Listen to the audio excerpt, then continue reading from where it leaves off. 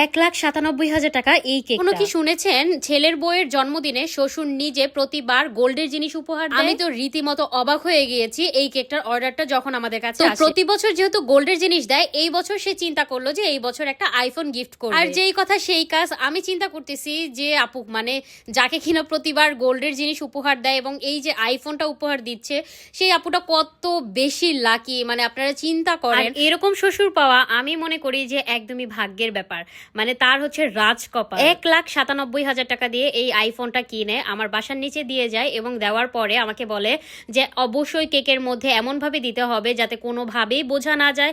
তো আমিও আর কি যেই কথা সেই কাজ, যে হ্যাঁ এমন ভাবে দিব সে কোনোভাবেই বুঝতে পারবে না যে এইটার মধ্যে আর কি আইফোন থাকবে। আপু এন্ড ভাইয়া যারা কিনা এই ভিডিওটা দেখছেন এখন, আমি তাদেরকে বলবো আপনার প্রিয় মানুষকে কিন্তু আপনি চাইলে এই ভিডিওটা শেয়ার করতে পারেন। এমন আছে যে আপনি কিন্তু এই ভিডিওটা শেয়ারের মাধ্যমে আপনার যে প্রিয় মানুষ সে কিন্তু আপনাকে চাইলে আইফোনও গিফট করে দিতে পারে, অথবা কারো শ্বশুর শাশুড়ি কিন্তু এইভাবে কিন্তু গিফট করে ফেলতে পারে আইফোন অথবা গোল্ডের জিনিস। আর কেকটা এমন ভাবে বানিয়েছি যাতে করে কেকের ভিতরে যখন আমি আইফোনটা বসাবো, এতে করে কিন্তু আইফোনটা বাইরে থেকে একদমই বোঝা যাবে না। তো আমি এখানে সেকশন করে নিয়েছি, সেকশন করে সুন্দর করে আমি এখন সুন্দর করে কেকগুলো তুলে ফেলবো।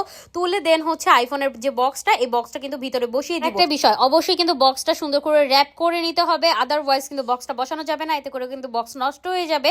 আর আরও একটা বিষয়, সেটা হচ্ছে আপনারা যখন আইফোনটা ভিতরে বসাবেন আপনারা চেষ্টা করবেন যে ফ্রিজিং না করার জন্য, কারণ ফ্রিজিং যদি করেন তাহলে কিন্তু আপনার আইফোনটা কিন্তু ফ্রিজের মধ্যে থাকলে ঠান্ডা হয়ে যাবে, অতিরিক্ত ঠান্ডায় কিন্তু প্রবলেম হতে পারে। তো যাই হোক, এখানে সেকশন করা শেষ, আইফোন বসানো শেষ। এখন সুন্দর করে আমি হচ্ছে উপর থেকে কেকটা দিয়ে দিব। আর অতিরিক্ত যে কেক মানে থেকে যাবে, মানে আমি যতটুকু কাট করলাম অতটুকু কেক যতটুকু রয়ে যাবে আর কি, ওই কেকটা কিন্তু আমি হচ্ছে আলাদা করে বক্স করে কিন্তু পাঠিয়ে দেবো কাস্টমারের বাসায়। এখানে কিন্তু এরকম কোনো সিস্টেম নাই যে ভিতর থেকে যতটুকু কেক ওই কেকটুকু আমরা বাসায় রেখে দিচ্ছি কিন্তু দাম ঠিকই রাখতেছি। এই কাজটা কিন্তু আমরা কখনোই করি না। এতে করে কিন্তু দেখা যায় যে রেপুটেশন নষ্ট হয় এবং কেকের যে ওয়েট, সেই ওয়েটটাও কিন্তু কম হয়ে যায়। এই জন্য আমরা যেটা করি, আমরা পার্সেলের মতো করে প্যাক করে হচ্ছে কেকটা বাসায় পাঠিয়ে দেয়, এতে করে কিন্তু কাস্টমার নিজেও খেতে পারে। থেকে মজার বিষয় হচ্ছে, আপুকে যখন মানে আইফোনটা গিফট করা হয়েছে, আপু আবার কি করলো, আপু নিজের হাজবেন্ডকে হচ্ছে গিয়ে ফোনটা দিয়ে দিয়েছে। মানে আপু ভাইয়াকে এত বেশি ভালোবাসে যে কি বলবো। তো আপু আর কি আমার কাছে যখন আর কি অর্ডারটা করে, এই আপু এর আগেও আমাদের কাছ থেকে অনেকবার কেক নিয়েছে।